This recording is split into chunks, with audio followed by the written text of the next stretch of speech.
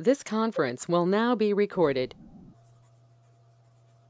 So welcome everybody. Today we're going to talk about what recovery means. So that means all of you get to turn on your camera and your microphone and be part of this because of the things that have been happening, your flooding and different things in Tooele County. Becky has really talked about what recovery means and what we need to do for recovery and what it means to, like, we know what it means in emergency management, but we're wondering exactly what it means to the public and what it means for you in your neighborhood and how we can help you in your neighborhoods and how you can help emergency management and what information that you might want to see on our website or as resources, because we do have some resources on our website, but they're not a lot, and I don't know that most people quite understand what to do. Like, we all know we're supposed to be prepared, and we all know we're supposed to get our stuff ready and mitigate and things like that, but recovery doesn't mean the same thing to everyone. So I'm asking you, what does recovery mean to you? And you go ahead and tell me, and I'm going to type them out so that we can kind of talk about the things. And this will kind of be my notes for how we should develop a website or resources for Tooele County Emergency Management. So go ahead, tell me, what does recovery mean to you? It means it takes a long time. Yes. Immediate needs taken care of.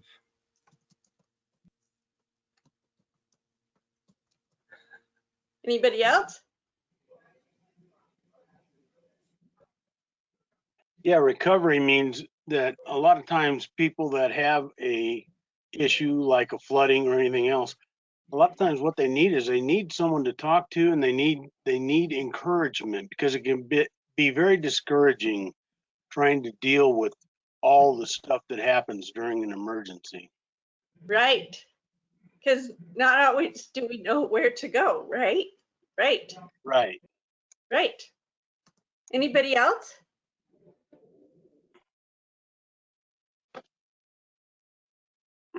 Well, rebuilding is one thing that they always kind of talk about, and that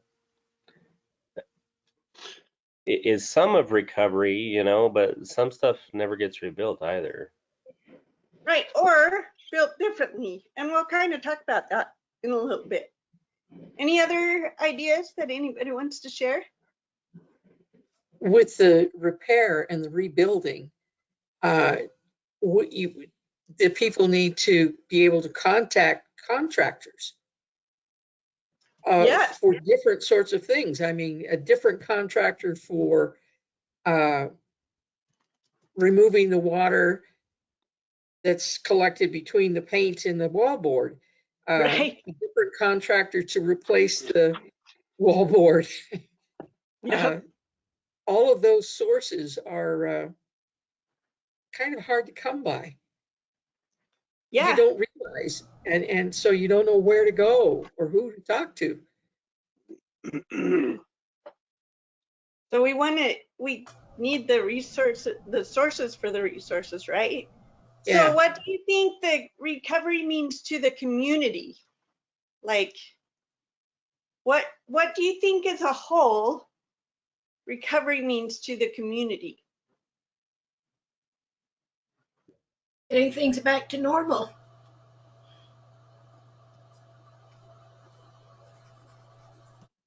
Yes. What else? The storm's over, the immediate threat is gone.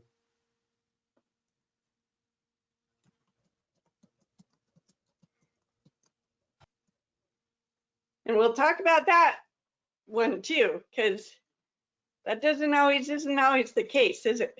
Anybody else have thoughts on what recovery means to a community?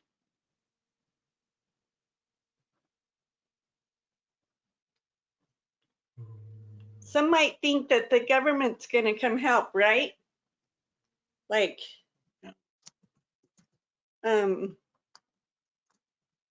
government's going to fix everything. And that's not always the case either. Although they do help, there is parameters that have to be met before the federal government can come. Our local government definitely is there, but not to fix everything, right? Any other ideas? Well, what sources are available from the local government? I didn't know there were any. Well, we're going to talk about that.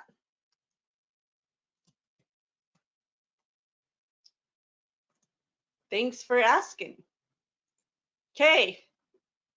So we all have seen the preparedness cycle, and this is the definition of recovery: the coordinated efforts and process to affect the immediate, medium, and long-term holistic regeneration of a community following a disaster.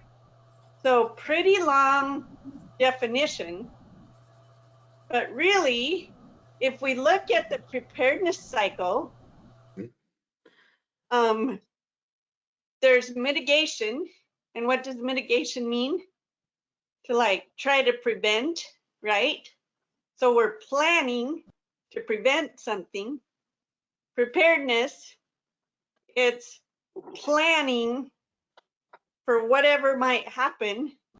Then there's the response, and that's usually we're right in the middle of it. Hopefully we will have prepared and mitigated, right? And then the recovery, what kind do you think is that? Is it a doing or is it a planning? I think recovery is a little bit of both, Robin, because I mean, you have things that went wrong and things that went right during the disaster and during your time, and so you learn those and you add those to your mitigation, where you learn how to do it better. Exactly. But for the most part, it's a planning. It's planning in disguise. Because if you want to recover better usually, right? You want to do whatever happens, because we never know. Obviously, we never know when an earthquake's going to happen or what size the earthquake is or whatever. But if we plan for, well, if we have this happen, what do we work for?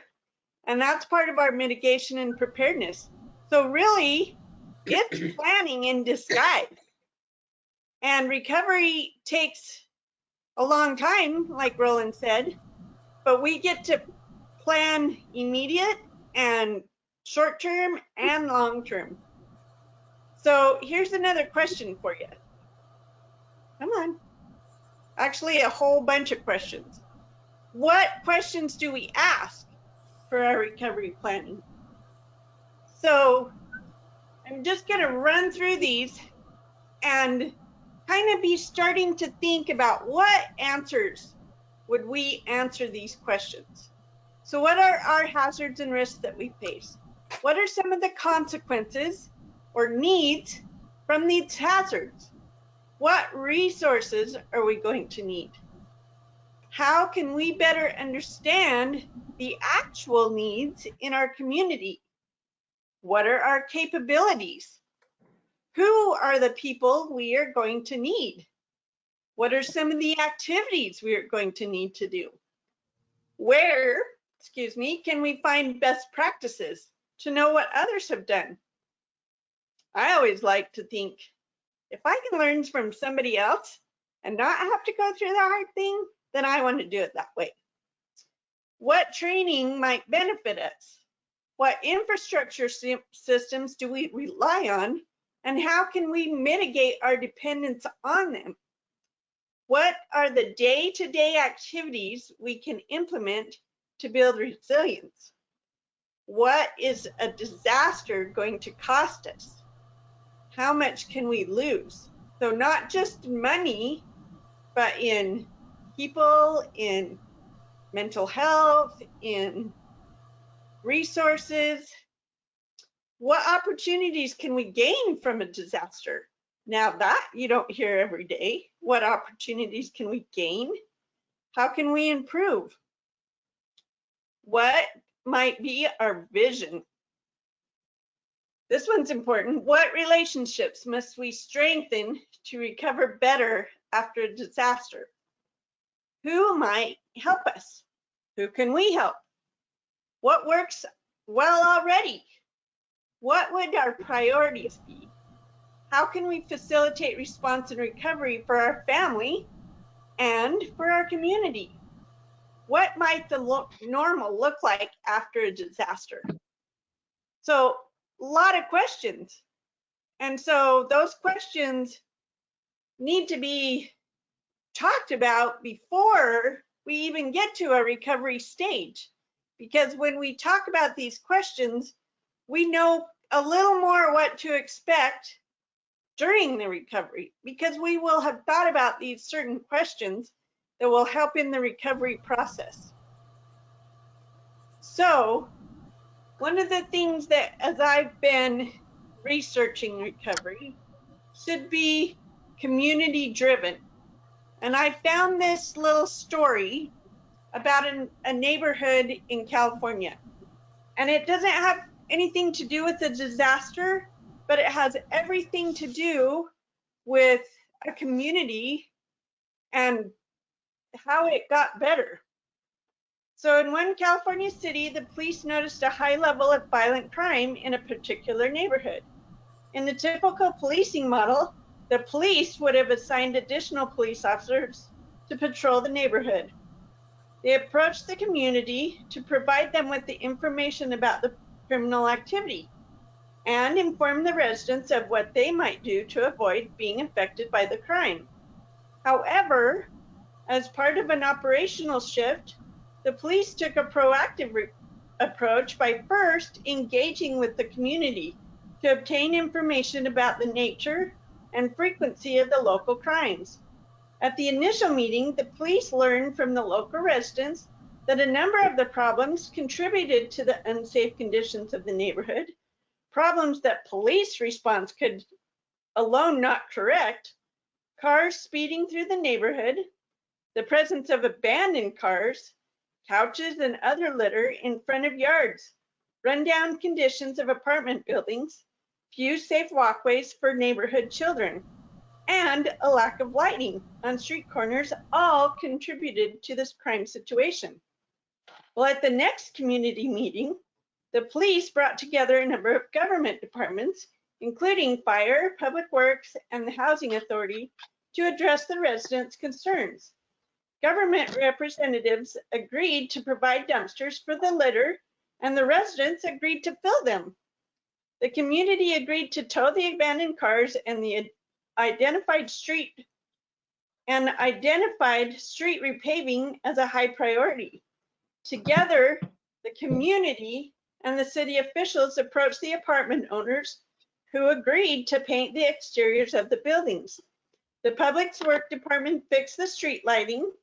Building upon the cooperation and the demonstrated responsiveness to the community's needs, several residents provided the police with information that led to the arrest of several individuals involved in the area's drug-related activities. In a relatively short period of time, police worked with the local residents to transform what had been perceived to be a narrow crime issue into a broad-based community revitalization effort. Crime decreased, residents became involved, and the neighborhood was significantly improved. Emergency management practitioners can take a similar approach by asking the core community what their concerns are and how to build relationships with the people in the community. So the one thing that I've learned in the research is we need to know what the community thinks their community is and what their recovery should look like. So let's start with those questions. What are our hazards and risks that we face here? What are some of the things that you're really concerned about? And what you think your neighbors are concerned about? And anybody in the community, really. So, I mean, there's a flood hazard, fire hazard,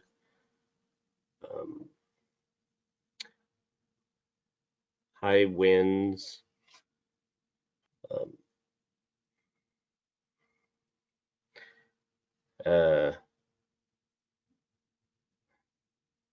and then I guess you could open that up to more national of, you know, terrorist threats.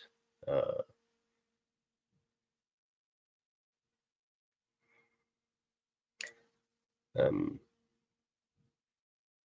Earthquakes. Earthquakes.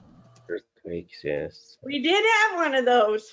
Well, a Yeah. few of those. They just weren't very high, but that also told everybody, oh, yeah, we do have earthquakes here, right? That Yeah. was an interesting last year, having that earthquake. What else?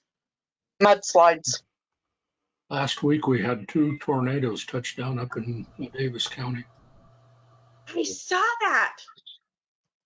They get it because of how the mountains are and the wind, the straight line winds work.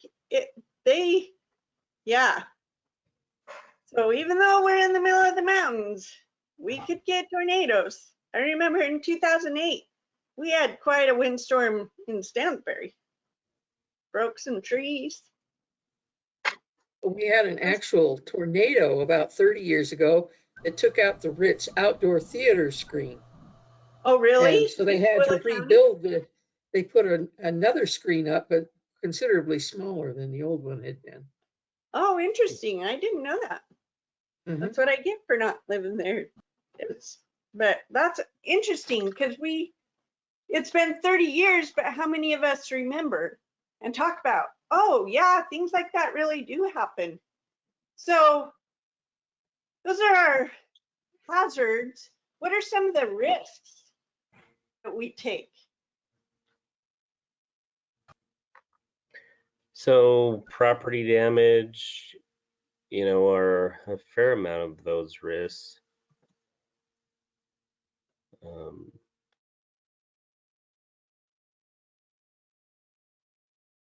Has there ever been a problem in Tooele about looting?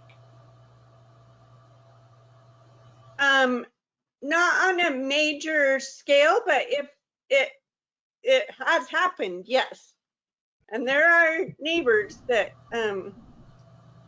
have reported that before, but not like, so when a whole entire community has been evacuated, like back in the when the fires happened in Utah County, they literally had to evacuate the whole city, couple cities up against the mountain, and that was a big concern. You're right. So what about driving on 36 or 201 or I-80 every day? I think a big hazard we face is that there are so little ways out of this valley. Right. Yeah, isolation, and Yeah. and that's kind of been one of the reasons why we've lost cell phone service, because the fiber optic lines have been damaged because there's only one route in. Right. Right. And often the neighborhoods even have very limited in and out ways. And so, yeah, transportation and getting in and out, big risk, big hazard. And we don't always think of that. So when we were in Florida, when the hurricane, I can't remember which hurricane it was, but we were in a hotel that went down a road and then in a corner, and that was how you got in and out. But there were a whole bunch of other hotels and other things that my husband's like, if we tried to get out of here, we couldn't quickly. So he went and drove around to see where to get out. Where would we go? How would we, because we didn't know that area. But because there was a hurricane coming, it was something we were thinking about and how to protect ourselves, because we didn't know what to expect. We've never been in a hurricane. So what are some of the consequences from these hazards, and how can we better understand the actual needs in our community? So the consequences are kind of like turning into the needs of people, right? Of whatever happens, what is it that people are going to need? And how can we understand those actual needs?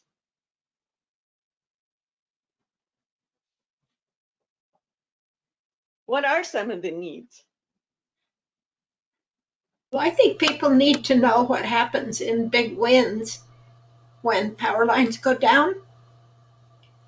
How do I get help getting rid of trees that are blocking traffic? Okay. I wonder about maps or somehow being able to educate the valley that there actually are at least 2 ways out. In reality, 3. You can go out the south way, which takes you through Stockton and eventually Lehigh, or you can even go down to St. George, to Cedar City and different cities along that route that you could cut through the mountains and go east. Also, Grantsville, you could go out the oh gosh, what is that road called that does empty into I-80?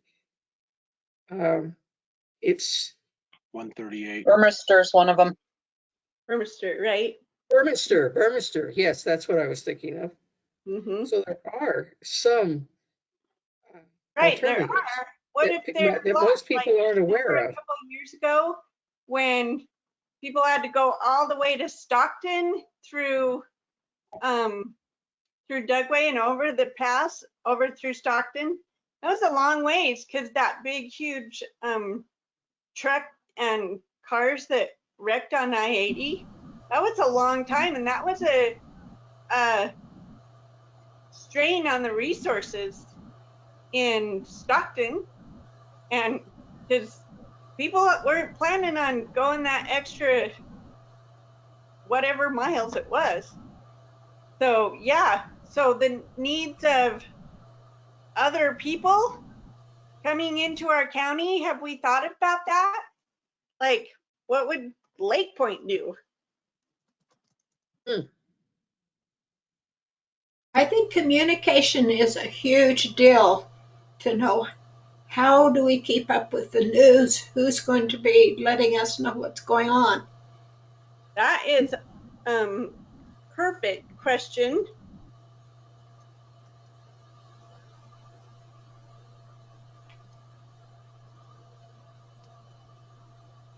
Well, and one thing I kind of wondered about as well, as far as the communication, because like when we had the flooding, I get a notification on my phone that from NOAA, that we may have severe flooding, and I have the Tooele Ready app, but I didn't get any notifications from NOAA. Well, because we didn't even know, and neither does the weather. Like the weather service sends their alerts through Tooele alerts through our, but until we actually know that there was flooding, we couldn't send. And almost by the time we got the information, it was like too late. You had already been flooded. Flooding is a hard thing unless you know it's imminent again.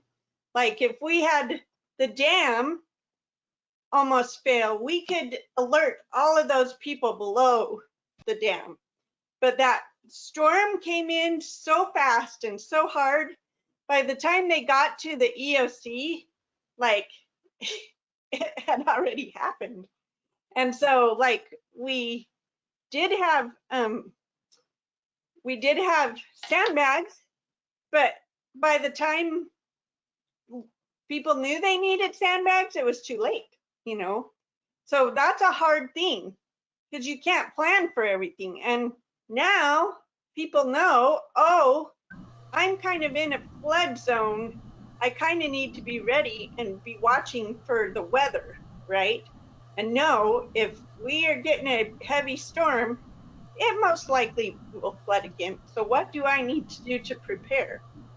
And the county has resources, but they just don't, we can't know everything everywhere.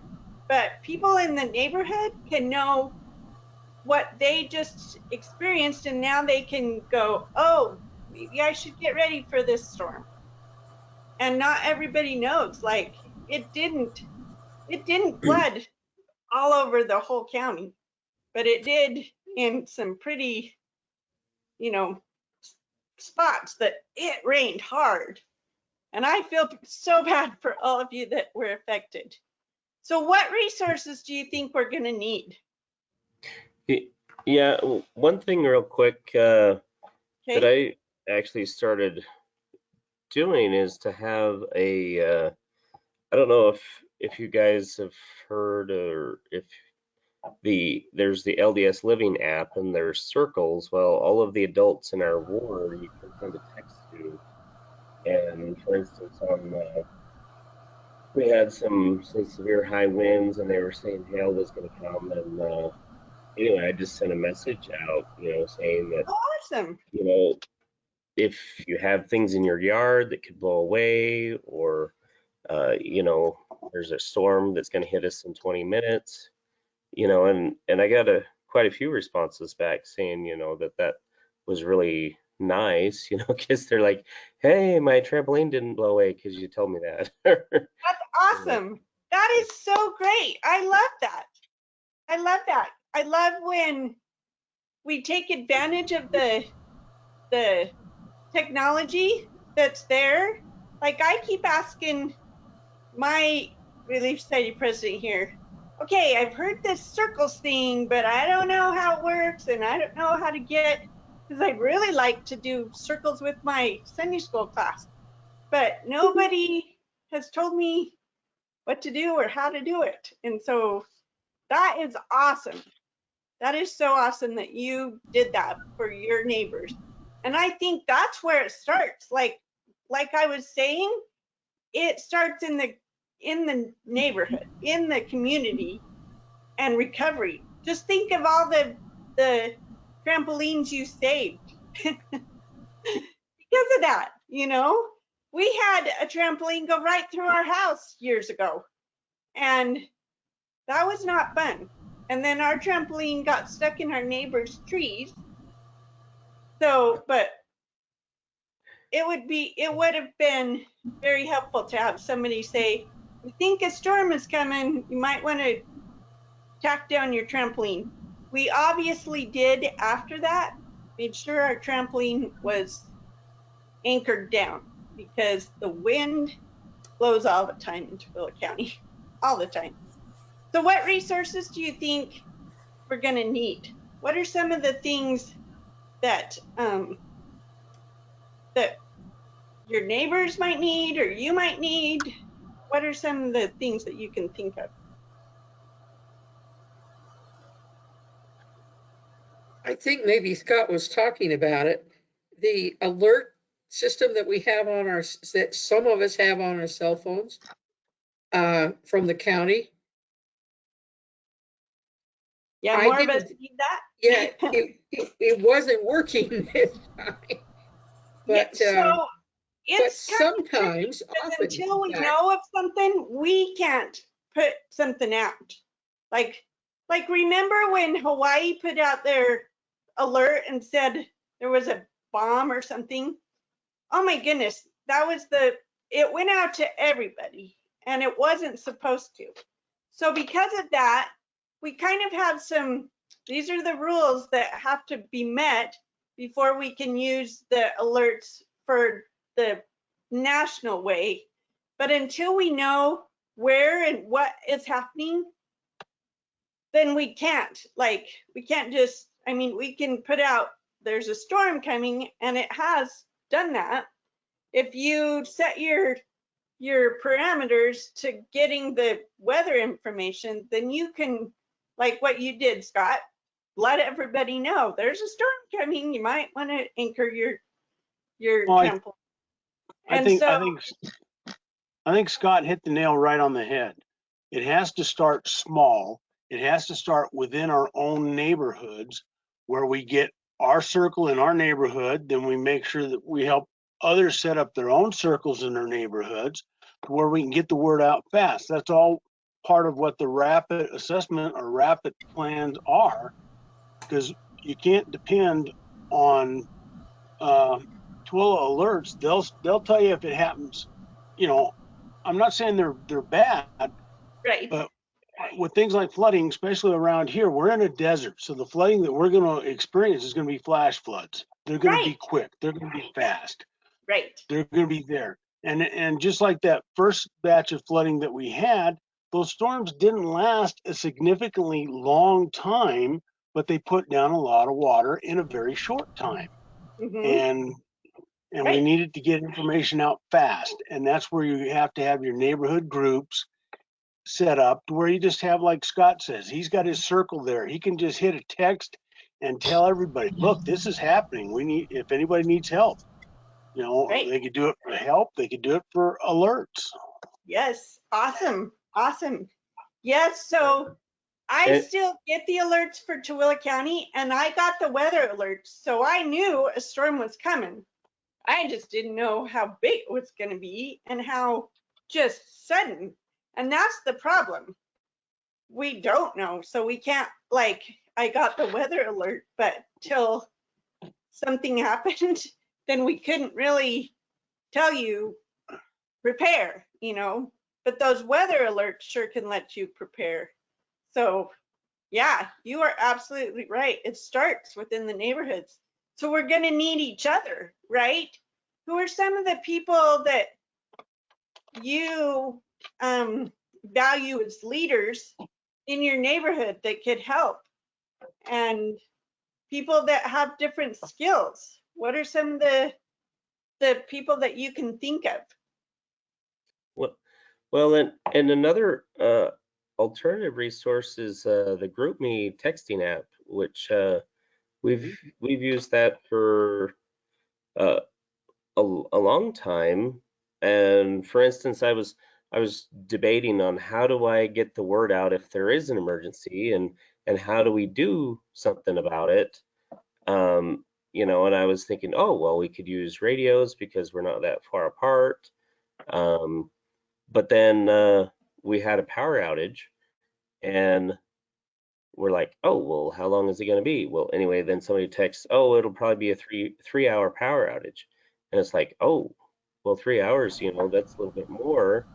You know, do we have any needs? Are there, you know, some people have oxygen machines, you know, in 3 hours, you know, they may not have enough reserve capacity and things like that. And so it's like that communication tool can kind of snowball in the sense where it becomes useful, and it can also snowball in the sense where you know, when somebody's giving something away, they'll be like, hey, you know, I got this if anybody wants it. Right. Some neighborhoods do that. Yeah. My friend here in Idaho says that they do that all the time. Like, as not just through social media, but through Community. because And it's an immediate, and also it's a neighborhood, right? Like, you need to take care of yourselves, right? So that's awesome. That's a great way. And how many people actually do have radios? Like, not very many, or know how to Well, we use have them, about 30 people that oh wow. do, mainly because I sent out a survey, which, by the way, if anybody is the emergency preparedness person in their community, I did a Google Forms survey, and that was very helpful to get feedback Awesome. on where people are and what their needs are, so that then we could decide what we needed to do as leaders to help. Man, you're already doing recovery. Good job, Scott. Recovery from what, though? Well, for whatever might happen, because if you know the needs, you can plan for them. If you know your resources, you can pull from them, right? That's what recovery is going to those things that you know. But if you don't know, then you're scrambling. So it takes longer to recover. So good job. That is recovery. Yeah, and you're right too, because I know that our ward does not have any prescription drugs in their 72-hour kits. And I'm like, you probably need something. I mean, you take them on a regular basis. Are you in an emergency? You're just gonna forget about it, or what? That's a Oh, big need. A lot. And luckily, if Red Cross is around, they can get it, but not right away. So, and not all pharmacies have what you need in stock, right? So, when we plan, we try to think big so that we can think, what are the what ifs that would put our resources to the test? That way we can recover and pull from the things that we needed and already knew about way quicker. And that's the goal, right? To recover quicker, to go beyond the incident. So let's move on. What are your capabilities? What are some of your assets that you have? All of you that have done RDAP, that's one of your assets.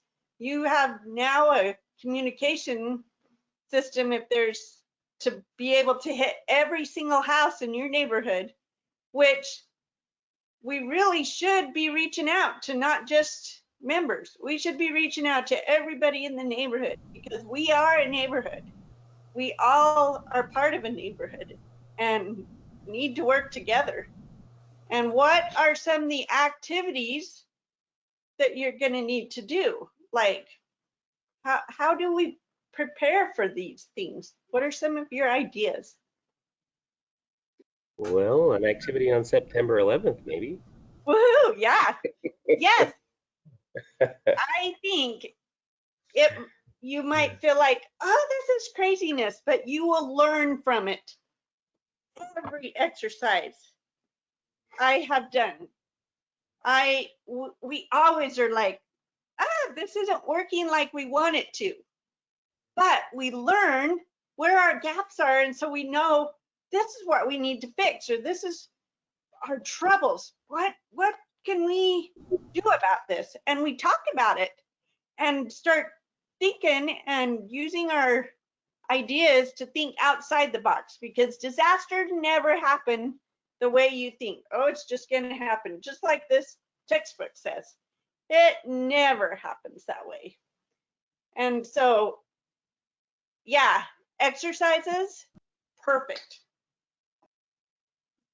Even if they're like, so in a ward council, bring everybody together, bring up a scenario, talk about this happened and these are the houses that got damaged. What are we going to do? How are we going to communicate? What are the resources that they're going to need? What are the things that people are going to need to help with? So, yeah, so think of those things. What are some of, so the activity of an exercise? Great idea. Any other ideas?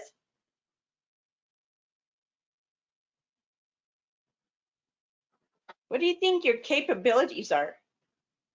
Like, I'd want to live by Roland because he has a ham radio.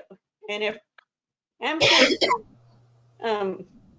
if phones and stuff went down, I know he'd have a way to get out information or learn information. Robin, a year ago, we did a capability survey in the ward looking for various kinds of things, who had chainsaws that Awesome. worked, who had come-alongs and various tools and capabilities, and we still have, of course we have that list, and the elders quorum manages it and keeps track of, so whenever they're having service projects or so on, they can go to that list and say, Awesome. okay, Yeah. we need this person to be able to be there, or we need their tools. Right. Kind of Yeah. affair. So not just in a disaster, for service. Yeah, because there's always service opportunities. We've had enough people move in over the last while that they're planning to do that survey again in December and Awesome. and update it. So, and as a matter of fact, on the Church's Provident Living website, there's that's just one of the recommendations that a ward can do to know what capabilities are available within the ward. Right. We're going to talk about that. Yep. Awesome. Any other ideas?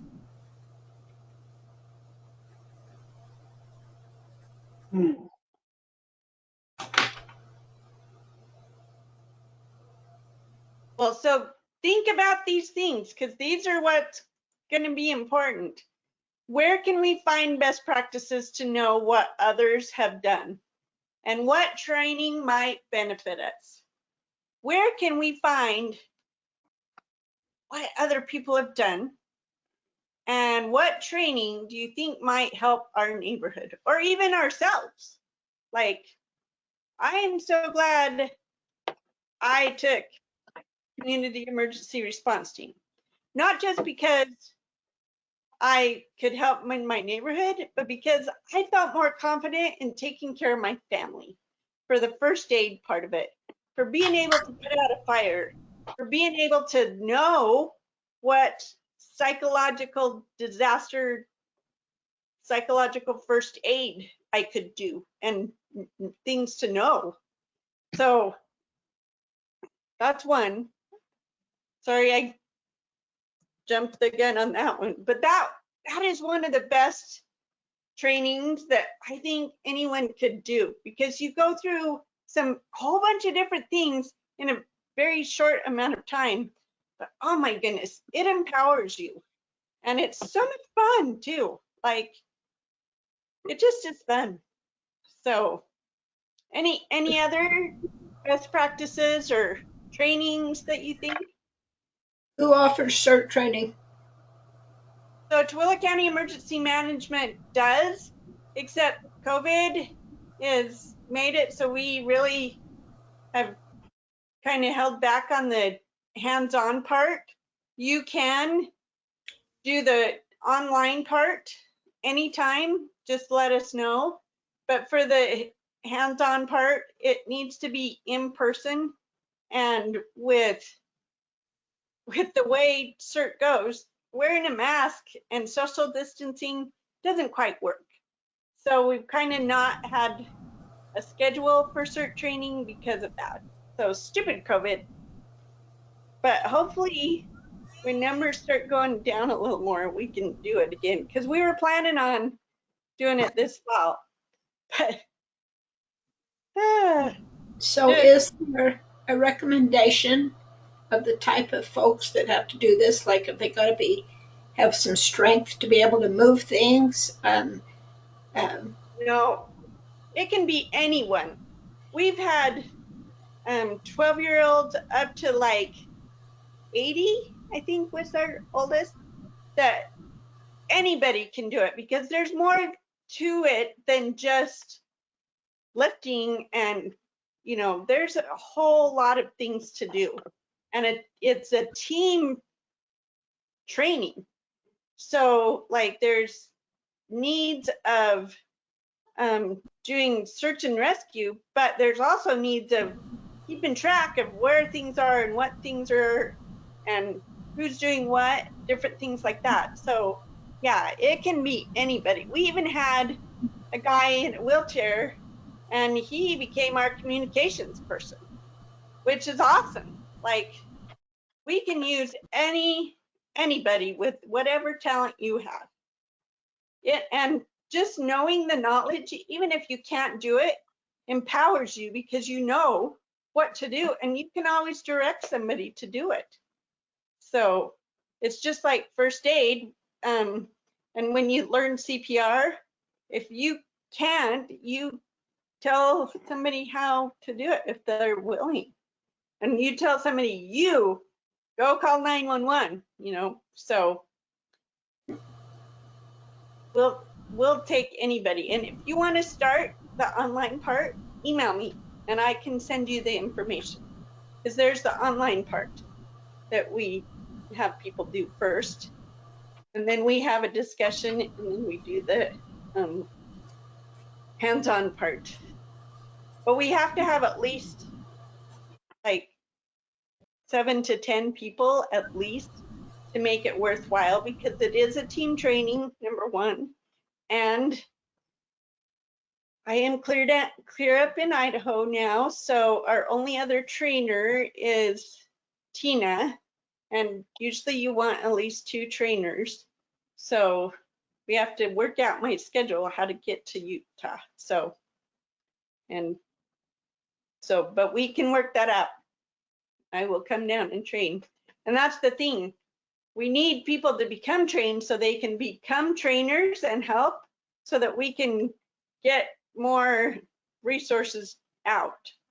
So the more people that know, the better off our whole community is. So stupid COVID. I keep saying that. Any other best practices or training that you can think of? Ham radio training? Yes. Yes.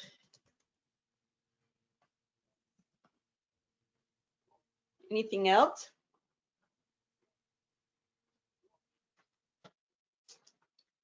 I heard an instance where a ward decided that they wanted ham radios, and so they bought a whole bunch. And well, it must not have been ham radios; must have been walkie-talkies. But anyway, they lost track of them. So we need to. If a ward has a ham radio thing, it needs to be very carefully decided who's doing that. Right. Well, and the amateur radio people in your area should be in contact with our amateur radio group because Roland, who's so awesome, I don't know what we would do without him, takes care of helping those people know what to do and how to respond. Roland, do you have anything to say? Well, yeah, a little bit. The church, in January and February, completely revised and updated the Provident Living website, all having to do with emergency communications and planning and how all of that occurs. They've been very specific on the area in there about amateur radio, in indicating that it is a resource that can be called upon, but there is to be no ham radio equipment installed in a church building. There's too much liability associated with it, particularly if someone starts to operate it who is not licensed to do so. And so they're recommending that you call communication specialists who are amateur radio operators who have their own equipment and capability, and then can make it available in the system. One of the things that we're encouraging wards and in particular to do is to not particularly rely upon ham radio, but to maybe use the FRS or GMRS type radios, which work very well in the neighborhood. Kind of affair, and don't encumber the ham radio frequencies that are being used. There's there are also situations where stakes are pretty far flung. They've got, I'll take the Pocatello stake, for instance, and this this Tooele stake and the Tooele South stake. The Tooele stake has awards in Stockton and Vernon, and the Tooele South stake has awards in Rush Valley and in Dugway.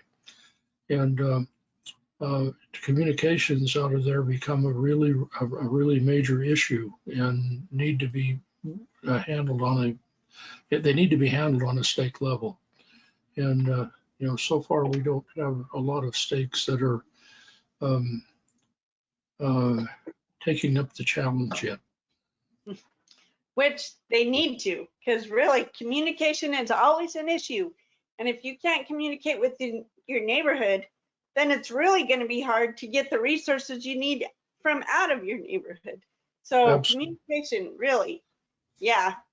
And it's not just amateur radio communications, like the texting and the circles and think of all the resources that are available and talk about some of the things that you can work on. Like, I love that you use GroupMe, and because that includes anybody, not just in the church circle. I love that. That makes me happy, because we need to take care of everybody in our neighborhood, not just in our ward or stake, everybody. And we need to think of all the different communication ways that people use. Scott, were you going to say something? Yeah, as far as because I was looking at possibly using GMRS radios to be able to as an alternate form of communication with our stake, and it costs you like $70 for a 10-year license. And I was kind of wondering if you would need, I guess, 2 licenses, one on the stake side and one on the ward side, or do you have any advice there, Roland? Okay, GMRS licenses are, I think it's $75 for a GMRS license, and it's a family radio service. So a ward cannot purchase a GMRS license or a stake. It's only available you can only license a family. Right. So it's for a family name. It's not for a ward.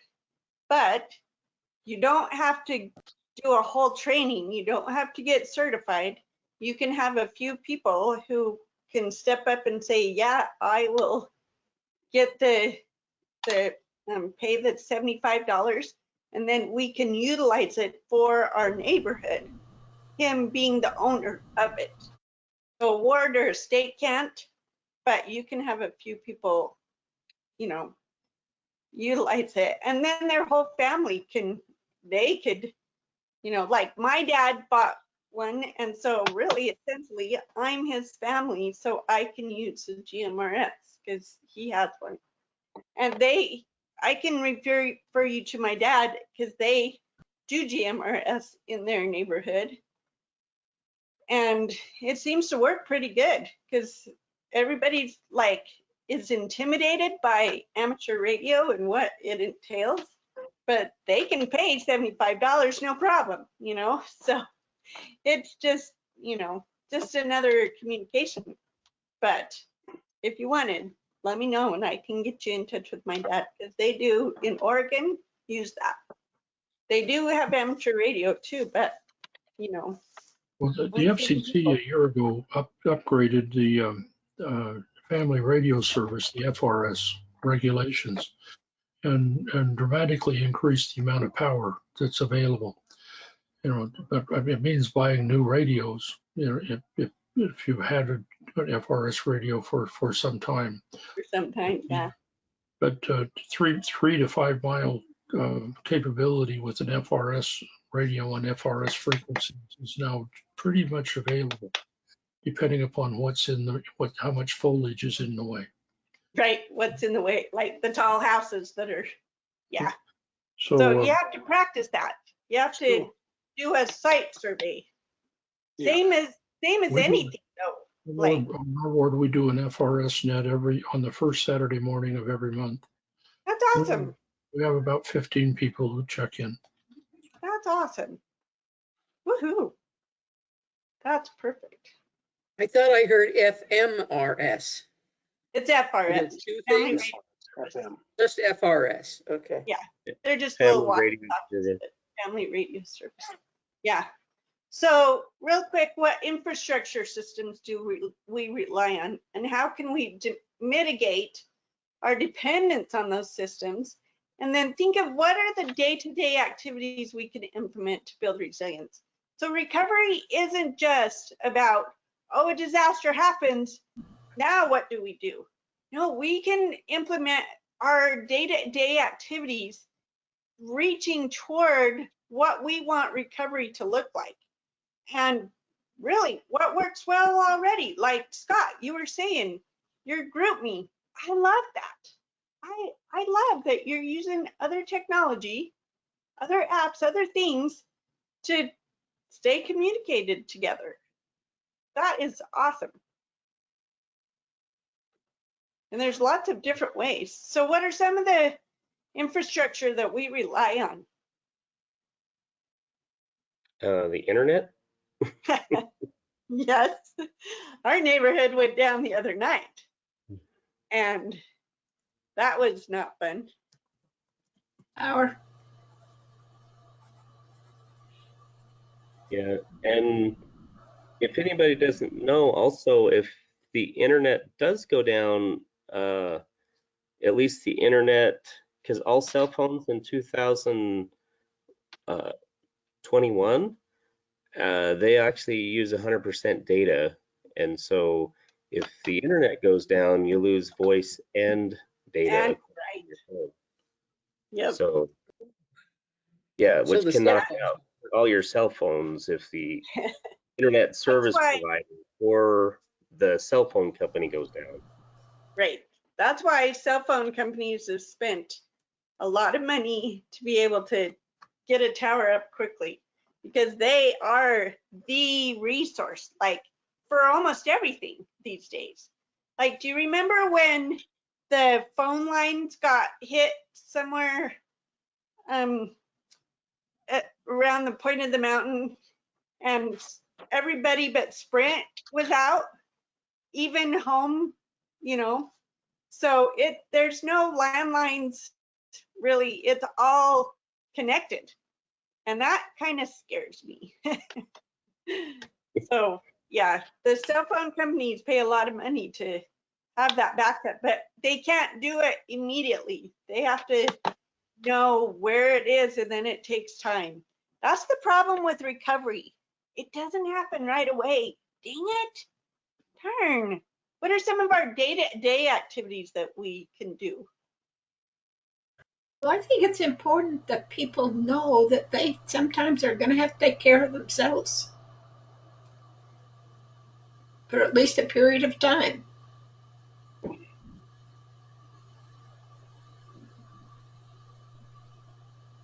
I think one of the things that we can also do, remember Linda, how she came and talked about how she goes over to her neighbors and says, I'm an older lady and I might not be able to get out of my home or whatever. Would you, as my neighbor, come over and check up on me?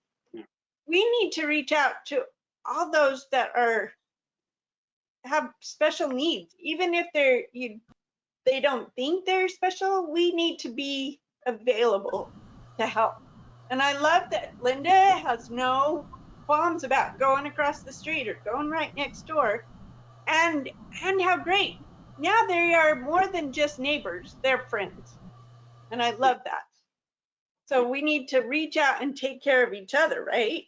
That's a day-to-day. Relationships.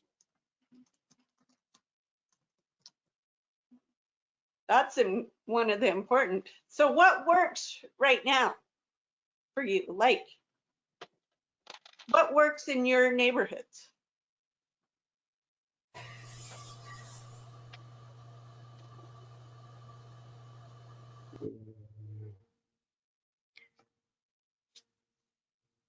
Well, I mean, as far as the reaching out, we use that GroupMe app. You know, if somebody needs a blessing or if somebody needs anything, you know, they'll put it on there, and then somebody will respond within a few seconds usually, and there you go. Yeah, Scott, awesome. Scott, what have you got? A Facebook page, or what have you got that you use to communicate with your ward people? So there's two different things. One of them's an app that you download. It's called the LDS Living app, and then there's Circles, and GroupMe is also an app that you download. It's for texting in the group, so anyone can sign up in GroupMe. Um, the other one is kind of limited to just LDS people. Uh, but yeah, we use those quite extensively, and it's made things really easily communicated, you know, quickly. Yeah, so both of them are apps. The Living app, I don't know if it's the one with the leaf right there. It's blue and has the leaf right there. And then GroupMe is also blue. Let me see if I can find my GroupMe. What we used for our girls camp. There it is. It has a little, hard to see, huh? It's a little hashtag with a smile. It's a great texting app. So it uses it through an app, not just through your phone. And so you can choose a group. And so what you do, like with GroupMe, you can invite people and then they can accept. And then everybody who accepts gets the same text all at the same time. And you can make little GroupMe groups and big GroupMe groups all in within that app. So like if your Relief Society just wanted just a Relief Society one, or you know, whatever, the Gospel Living app is supposed to do that. But the thing I don't like is there's two things. You have to do it through the leadership to get it to go. Like they have to give you approval. And it's only for people who are within your ward. It doesn't open up to the neighbor next to you who's not a neighbor. So I love GroupMe because we can open that up to whoever. You just invite them and say, hey, would you be part of our GroupMe? We're just a neighborhood, you know, it's kind of like a Facebook group. We're just a neighborhood together and reach out. Like we have an HOA one here and also a ward one. So when we want to reach out and say, hey, I've got these extra zucchini, does anybody want them? That's another way to communicate. So Did you say group meet, MEET? nope, it's GroupMe. So see on right here, how under Can't see what you got. GroupMe, Facebook, and then the Gospel Living. I think it's important to remember that there's a significant amount of people in our areas that don't do computers and Right. don't have cell phones. Mm-hmm. Yeah, and They that's don't really, text. They don't that's one of do any our of this stuff. struggles, because that's how we communicate in Tooele County Emergency Management is through that Tooele Ready app. And it is through a phone, or I mean, we can call your home phone, but it comes so much better as a text and than through a call, but we can do it. And it also comes through email. But we have to utilize what we have, but that is one of our biggest concerns is there are a lot of people, like we put things in the paper still because there are still people who do read the paper, which I think is great.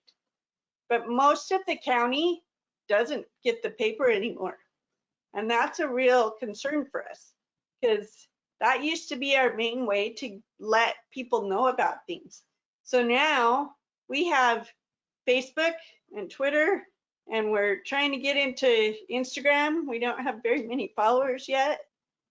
So it's a tough one and then there's the younger group that they do WhatsApp and what's the other one? What's it called? TikTok or something. Yeah, there's TikTok, but no, it's a texting one, Snapchat. And we're not in that one. There is the resource here that's called, now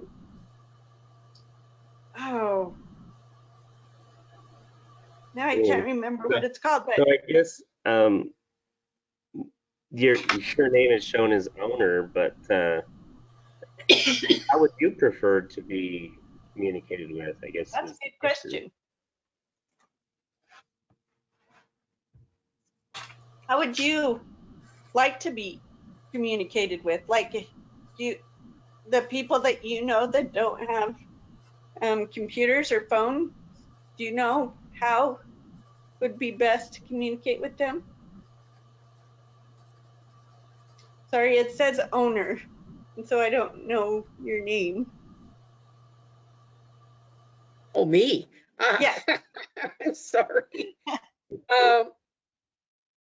Landline, pretty much, most all of them do still have a landline.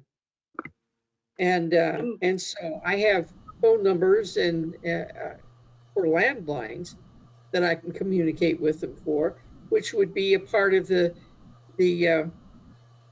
telephone circle, the circle thing that you're talking about.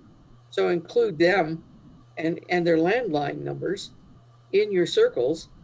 Yeah, so for Tooele alerts, we have to have those phone numbers. They have to let us know that that they want us to call them. But until we know, we don't know.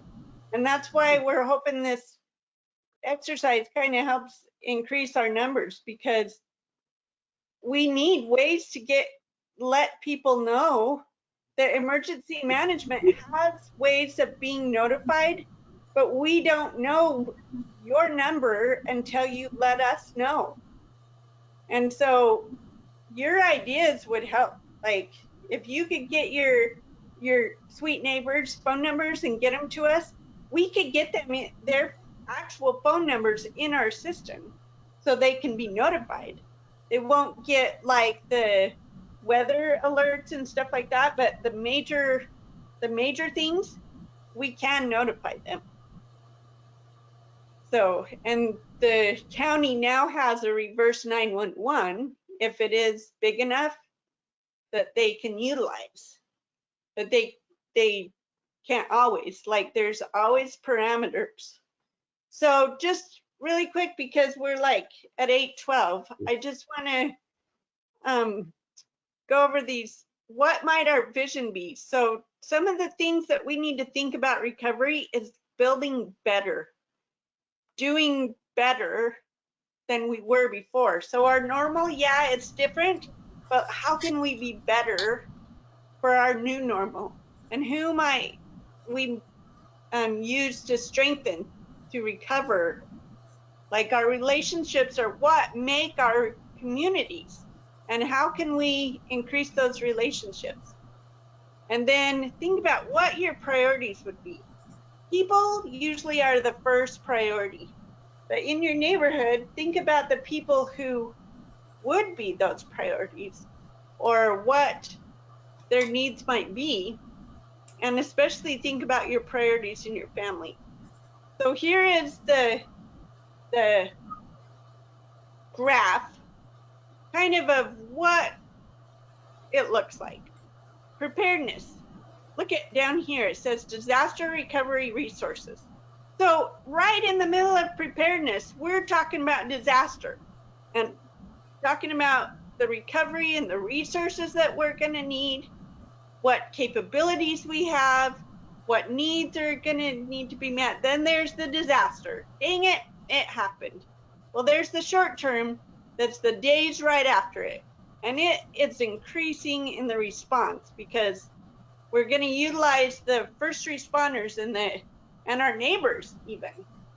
But then there's still more that has to be taken care of. So the intermediate is the weeks and months, and then the long term can be months and years.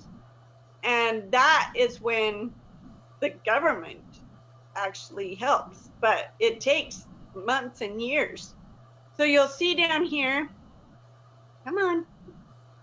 So you'll see down here, there's some resources that Tooele County Emergency Management has that we are working on toward recovery. So on our tcem.org website, you can go and put your disaster, your damage assessment of if your house is damaged or if you know somebody else's house is damaged. That actually helps us to know where the damage is and to what extent and start the process of recovery, because until we know how big it is, we can't really ask for help going up and up. We can ask for help within our region, but we need to know kind of how big it is, and then we get help from the state. And if it's so big, we get asked for help from the federal government. But we need to track that and we need to know. So one of the quickest ways is you can put your assessment in on the tcm.org. And also we have a program called Orion that we've trained a few people to go out and do assessments. And Roland's got a great presentation about how to do that. And we can train people how to make assessments in your neighborhood so that we can know, because until we know, we don't know. And that's part of what emergency management is. We get the upper 30,000 feet view and then start going, oh, these are where the problems are. These are the resources we need to start gathering and know what to do. Then you can also respond to volunteer, which is always a need after a disaster. There's always a need for people. And the best way locally is through Tooele Responds. There's also the voluntary organizations active in disasters that are such great help, and they always call us and say, do you need anything? What can we do to help? And then you can keep track of your hours that you did volunteer on TCEM, and that actually helps. In the match that the federal government asks us to put in so much money, and every volunteer hour is worth like $18, $19 an hour. So that's for every person an hour. That helps us. And so keeping track, like when you do your exercise this week, it would be great for you to learn to keep track of how many hours, and actually please keep track and let us know, because we can, because we have to do so many hours of different things, of exercising and different things. And this is counting as an exercise, even though the EOC won't be activated, it will be an exercise. And then I've learned from the Joplin, and I'll put it in my email when I send the link for the video for tonight. They had a citizens advisory recovery team, and they actually kind of made it in advance. And what they did was they just took different people in the community who thought, you know, if a disaster ever happened, what are some of the things we need to work out? And because they already had that, they were able to do so much good in such a little time, because they had already started talking about recovery before the tornado even happened. So it's really cool. So if a disaster is large enough, then FEMA sends some resources. So there's the Multi-Agency Resource Center, which is usually a statewide resource center that is set up by the voluntary organizations active in disasters, that come together and they share what their resource is and how you can get help from them. And when something big enough, like the floods that happened in Salt Lake, they set up a mark. It's called a mark. But if it's really big, then FEMA comes in and sets up a disaster recovery where they have help with loan assistance. And I'll show you the graphic that's next. They will help with individual assistance, which is basically not really a lot of help, but they help. It's not what it says it is. It's assistance like through loans, or they make temporary housing or help you with a little bit of daycare. It's not actual assistance. It's somewhat helping, but it is available. And then there's public assistance, which you would think it would help the public, but no, it is for like the public buildings that have been damaged, the roads, the different, things that the public uses. So that's what public assistance is. And then there's the mental health resources through SAMHSA. And those are all available on the, and I'll send the link in the email, because you can't click on the link during our, so here is like the steps to recovery from FEMA. And I'll send you all this information. And here's what they help with: housing assistance and other needs assistance. So they don't take care of it, but they help with it.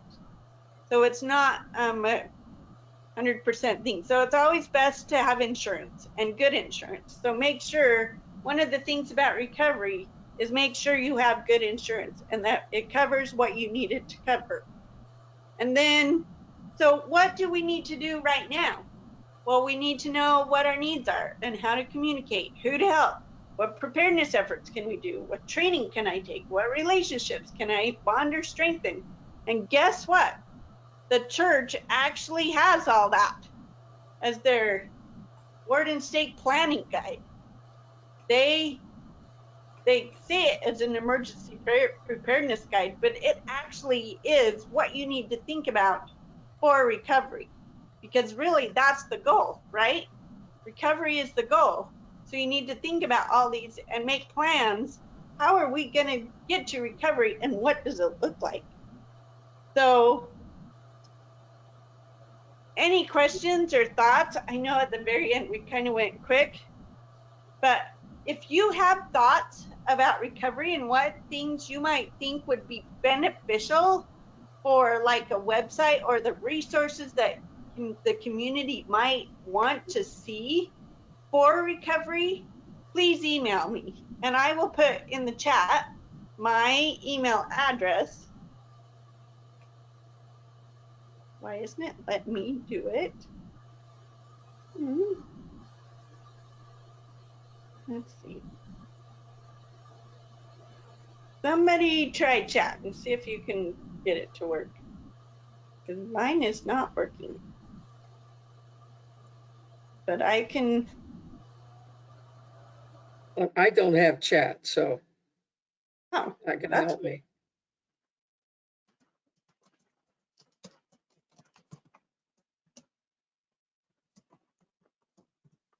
So there is my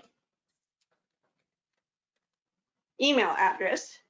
So if you don't get my emails, please email me tonight or tomorrow to this email address, so that you will get the information from tonight and the link for our video. So, because I see a few new names that I haven't seen before, which is great. Awesome. I don't know why chat is not working. Has anybody tried chatting? Because it is not working for me. But this is my email. So if you have any ideas toward recovery, oh good, thank you, Scott.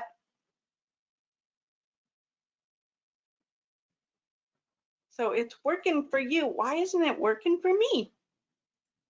That is so weird. Maybe because I'm sharing my screen. It just doesn't like you tonight, Robin. I know it. Sometimes it doesn't, does it? I know it. So we are working on recovery, like a recovery type website to be a resource, because not everyone thinks about what should we think about for recovery, but we'll need to, really. We need to think about it now because we want to recover better. So if we want to recover better, let's think of things now to help us be better. Hi, Hal. You came a little late, but glad to have you. Oh, Myra, that's your name. Oh, good. It said owner before.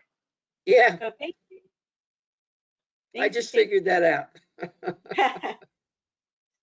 Yeah, I know. I can't like do a little training of what to do, but I don't know why my chat's not working.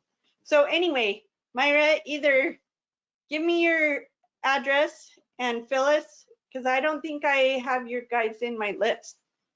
Okay. Put it in chat or email me to this email address so All I right. can send you. Everybody else, I think you're on my list. So is there any questions that anybody has? I'm so grateful that you are here and helping me to start our recovery conversation, because that's really where it starts. So any questions before I say goodbye?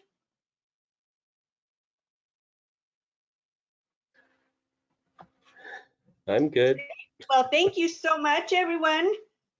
Be looking in a couple days for the link for tonight and the notes. I'll give you links of like the Joplin document. That's been so awesome to read because they have some good lessons learned, not just for businesses and schools and stuff, but just some things to think about. And I've gotten like 20 pages of notes, and it's 160 pages, I think. So it's got a lot of information, and I'm not quite done, but it's a great resource. So, and I'll send the other resources that we talked about tonight. So make sure to email me if you don't get my emails already. So thank you. See you all later. Have a great rest of your evening.